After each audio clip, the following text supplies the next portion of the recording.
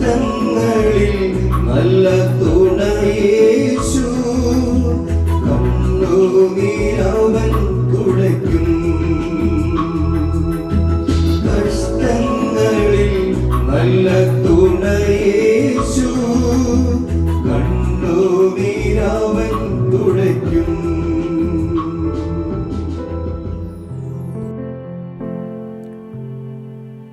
ദൈവനാമത്തിന് മഹത്വമുണ്ടാകട്ടെ. ഇന്നത്തെ പ്രഭാത ധ്യാനത്തിനായി 16-ാം സങ്കീർത്തനം 10-ാം വാക്യം. നീ എൻ്റെ പ്രാണനെ പാതാളത്തിൽ വിടുകയില്ല, നിന്റെ പരിശുദ്ധനെ ദ്രവത്വം കാണുവാൻ സമ്മതിക്കുകയുമില്ല. യേശുക്രിസ്തുവിനെ കുറിച്ചുള്ള ഒരു പ്രവചനമായിട്ട് അപ്പോസ്തലന്മാരുടെ പ്രവൃത്തികളുടെ പുസ്തകത്തിൽ ഈ വാക്യങ്ങൾ രേഖപ്പെടുത്തിയിട്ടുണ്ട്. ക്രിസ്തുവിൻ്റെ മരണ പുനരുദ്ധാനങ്ങളെ വെളിവാക്കുന്ന ഒരു വാക്യമാണിത്. ക്രിസ്തു മരിച്ച് അടക്കപ്പെട്ടെങ്കിലും 3-ാം ദിവസം ക്രിസ്തുവിൻ്റെ ശരീരം ദ്രവിക്കാതെ ഉയർത്തെഴുന്നേറ്റു.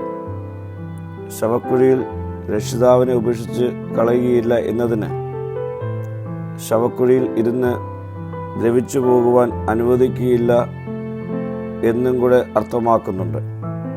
മഹത്വപൂർണമായ ഒരു പുനരുദ്ധാനം കർത്താവ് വാഗ്ദാനം ചെയ്തിരിക്കുകയാൽ സന്തോഷപുരസ്സരം നമുക്ക് ദൈവത്തെ സ്തുതിക്കാം.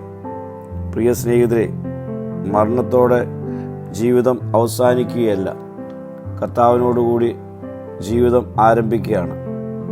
മരണത്തെയും പാതാളത്തെയും ജയിച്ച കർത്താവിൻ്റെ കരങ്ങൾ മരണയോർദാൻ കടക്കുവാൻ ഒരുങ്ങുന്ന നമ്മുടെ ഏക ആശ്രയമായി തീരട്ടെ. അവനിൽ നമുക്ക് പൂർണ്ണമായി ശരണപ്പെടാം.